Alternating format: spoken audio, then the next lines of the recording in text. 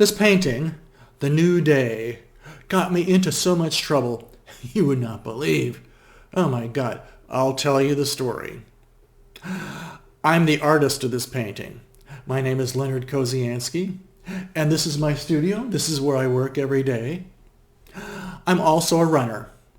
I run every morning. I run 5 miles every morning, between 5 and 6 days a week. I do it year-round, even in the winter when there's snow on the ground. I'm even a member of a running group. Everybody squint.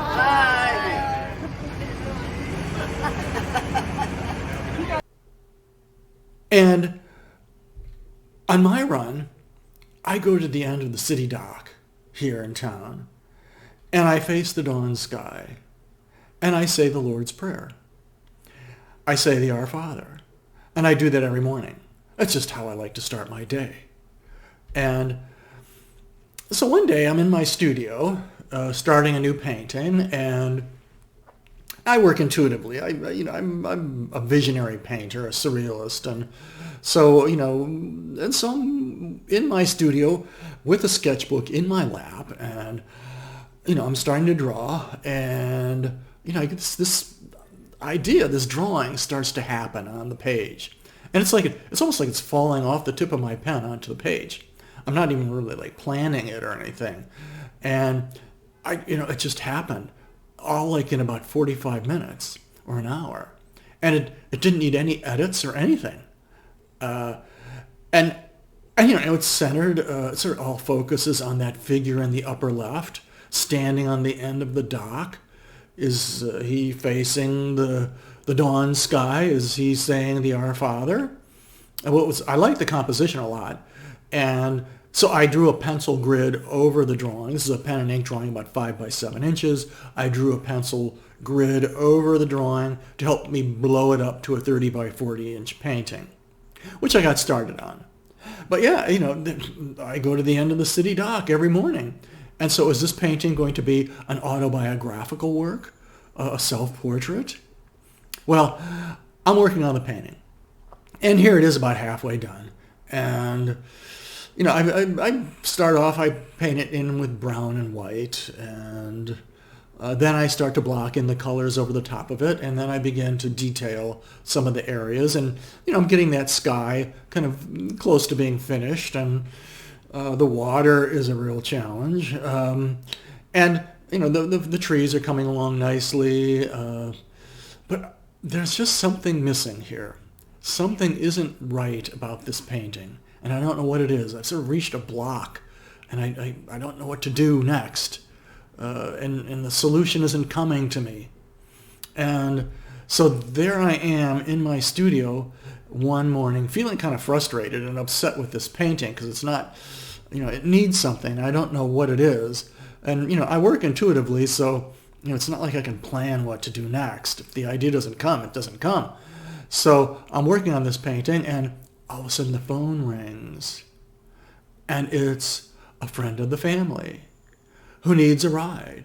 Now this is, she needs a ride because her husband is going to be occupied till noon, and so he can't pick her up. Would I please pick her up and bring her to my house? And so I said, fine, sure. So I hopped in my car, and I drove over there, and there she was standing, and it's, wintertime. She has a big heavy coat on. She's an elderly woman, and she's in a cast from her ankle up to her hip, and she's got this cane, and she's hobbling around, and and she doesn't, so I escort her into my car, and we get in the car and start to drive away, and she starts to ask me if would I please take her around to some of the luxury condos here in town. And I'm like, what? And she said, because I really hate my home in the suburbs. And they own 2 beautiful homes, 2 big, beautiful homes, very expensive homes. But, she said, I hate my home in the suburbs. And, I hate my home on the shore. I have this really gorgeous home on the shore. And it's a great location. And, and she's talking about, and my marriage is terrible, and oh, but I'm too old to do anything about it, so I just have to kind of like stick it out. And, to me, this is like someone standing on a bridge about to jump off. And I'm like, whoa, what do I do? And, I'm a very intuitive person. I sort of follow my gut instincts. And, I had a very good friend who hung himself in a moment of despair.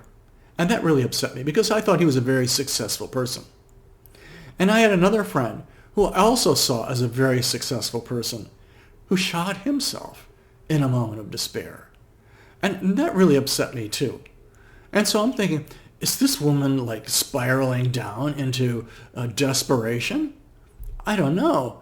But there we were. We got back to my house and I took her into the studio where I'm working. I'm showing her my painting, and she's in this downward spiral, and giving me all this sad, despairing, depressed talk. And when you're depressed, you really feel isolated, and you feel like really cut off from everything and everyone else. And so I didn't know what to do. I just sort of followed my instincts. And so what I did was, or standing there in front of my painting, looking at it, talking about it, I put my arm around her and I kissed her. And I told her how beautiful she was, how desirable she was, and how we all loved her. And she was really kind of hot, and well, she really wasn't, but I told her she was. And then I took her by the hand. I led her into the living room, and I sat her down. Oh, and I led her into the living room. I kissed her again. I hugged her again. I told her how beautiful she was, and we all loved her, and she was gorgeous. And I said, now you sit there on the couch until your husband gets here, which he did. He came in around noon, and that was fine.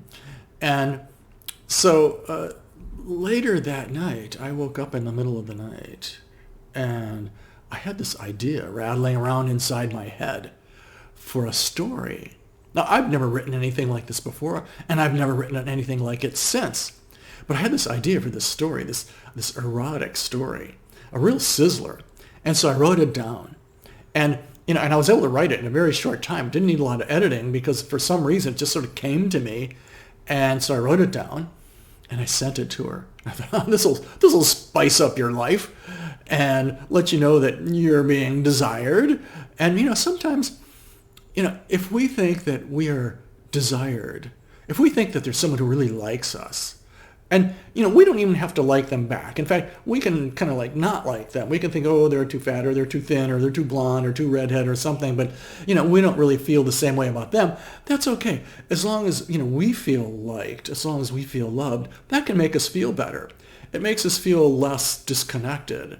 And when we're depressed, we really do feel kind of disconnected from the world. And I wanted this woman to feel connected.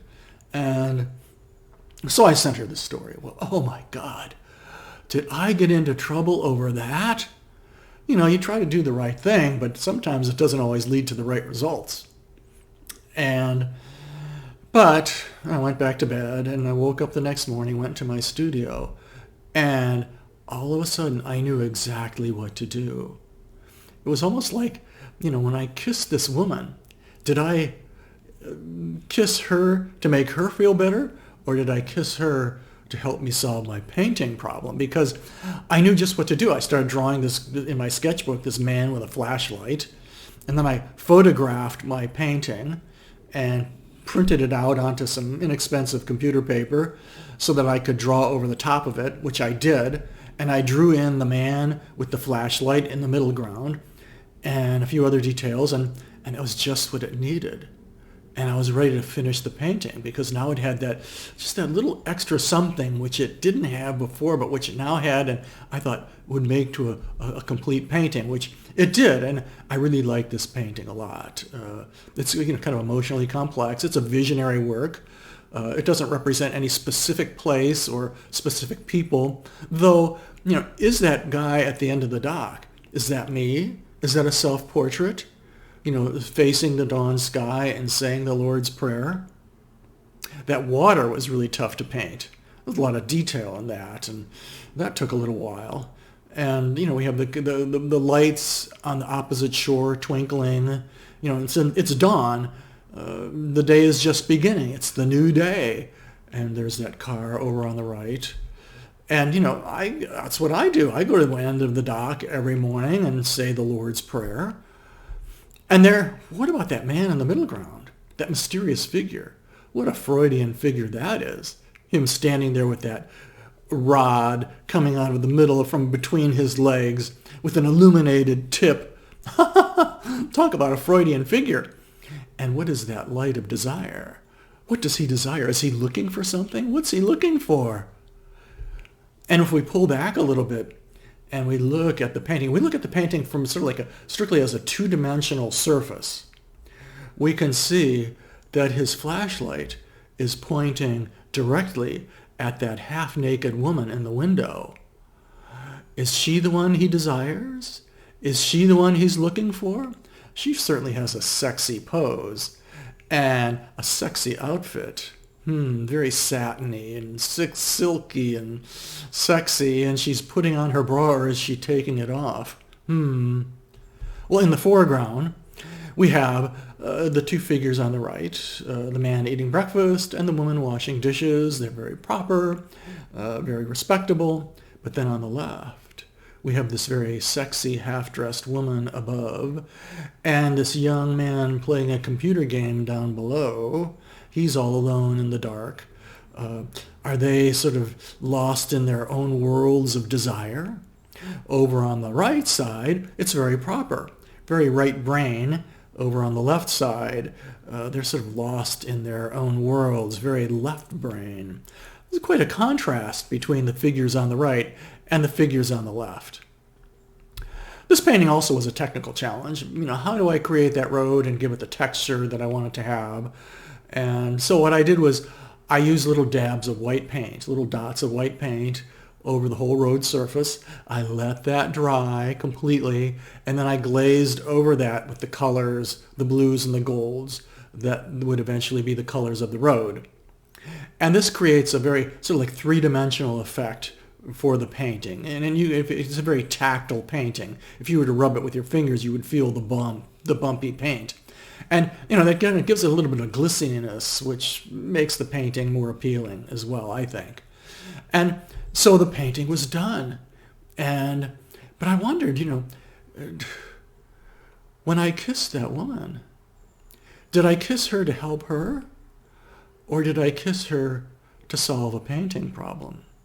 Because the next day, I knew to put that man with the flashlight right in the middle of the picture. That gave it sort of a Freudian twist.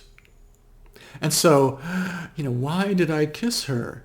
To help her or to help me? I don't know. But, so I let the painting dry. It's an interesting painting, a very emotionally complex painting. And I let it dry. I framed it. And then I have to send my paintings out into the world to let them enrich the lives of other people. So I sent it to the Willott Gallery in California, and they hung it on their wall, and they sold it to an interested collector. Now, my children are the ones who encourage me or have encouraged me to do these videos, and I'm glad they did. But now they're bugging me to get subscribers. Dad, you need to get them to subscribe. And so how do I do that? I can't bribe them. And they say, no, Dad, you just have to ask them. Okay, so I'm asking you, please subscribe. And then if you do, and you happen to run into one of my children out on the street, you can say, I subscribed, now leave your dad alone. Thanks for watching this video. If you like this video, be sure to subscribe, like, and share.